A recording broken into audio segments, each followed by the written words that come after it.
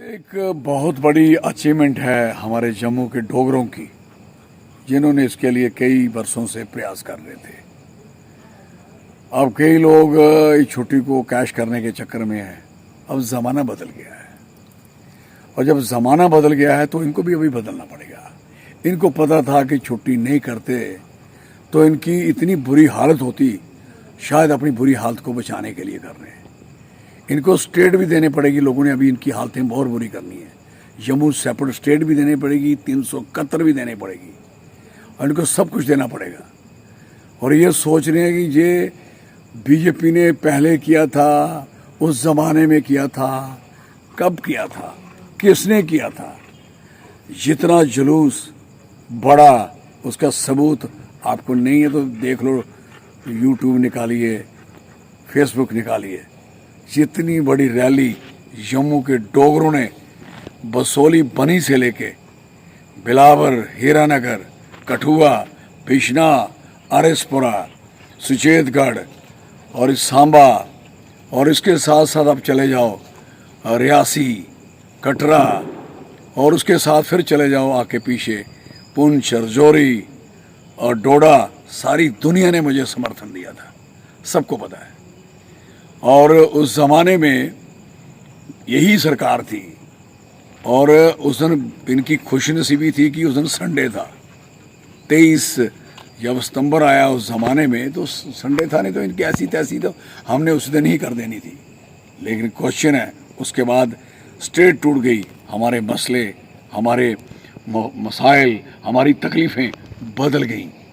छुट्टी भी उसका एक पार्ट बन गई, और उसके साथ सेपरेट स्टेट और 371 का इशू, और बच्चों की रोज़गार, उनकी नौकरियां, उनकी प्रोटेक्शन, उनकी सर्विस की नौकरियां, उनका सारा कुछ बचाने के लिए हम एक जंग लड़ना शुरू हो गए, जो हम सड़कों पे हैं, जनसंपर्क। उसके बाद उसके साथ साथ हमारे जो बच्चे हैं राजपूत सभा के, कुमार सभा के, उन बच्चों ने पूरा प्रयास किया, जिनके ऊपर इन्होंने ये वो लगाई, दफ़ा 144 लगाई।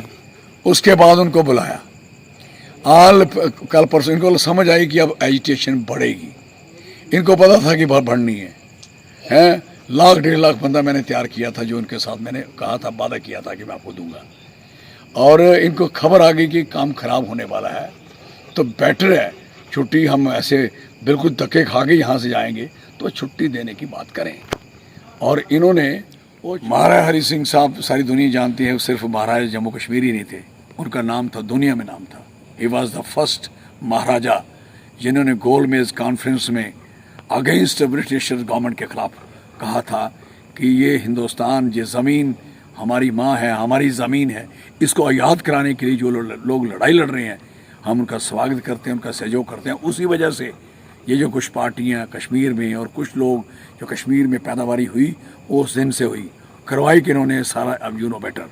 इसलिए मैं कहना चाहता हूँ, महाराज साहब ने जो कुछ किया, एक नहर नहीं बना सके महाराज के बाद।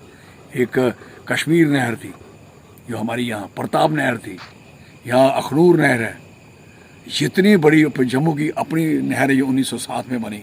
आप देखिए इतनी डेवलपमेंट हुई है, इतनी उस ज़माने में। दो जिनको हमने मेडिकल कॉलेज बनाया हुआ है, SMGS और एक SMS, ये सारे उन्होंने बनाए थे, ये उन्हीं का काम था। बहुत काम किया उन्होंने। और जो आज भी जो चीज़ें मेन चीज़ हैं, आपको साइंस कॉलेज जो कहती हो, ये महाराज साहब उनकी देन है। और मैं कह सकता हूँ कि उन्होंने पूरे देश में, दुनिया में हमारा नाम पैदा किया। हमें इसलिए उनकी छुट्टी तो कई वर्ष पहले होनी थी, क्योंकि गद्दार लोग थे, बेईमान थे, जो थे ही उनके खिलाफ। और जो कुछ लोग ऐसे थे जिन्होंने अपनी किताबों में महाराज के अगेंस्ट लिखा था, चाहे उनके घर से हों, चाहे उनके बाहर से हों, अब पढ़िए उनके। तो इसलिए कहना चाहता हूँ कि महाराज की कंट्रीब्यूशन को कोई इनकार नहीं कर सकता। ही विजनरी। और मैं कह सकता हूँ कि आप जिसको भी नज़र मारो, आज डल लेक जिंदा है तो महाराजा हरि सिंह साहब की वजह से।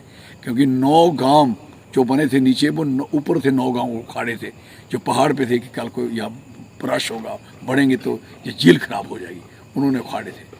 और जो ओवरफ्लो एक नहर बनाई थी, जिसकी वजह से कश्मीर बचता था, इन्होंने उसकी सिल्ट नहीं कराई। तो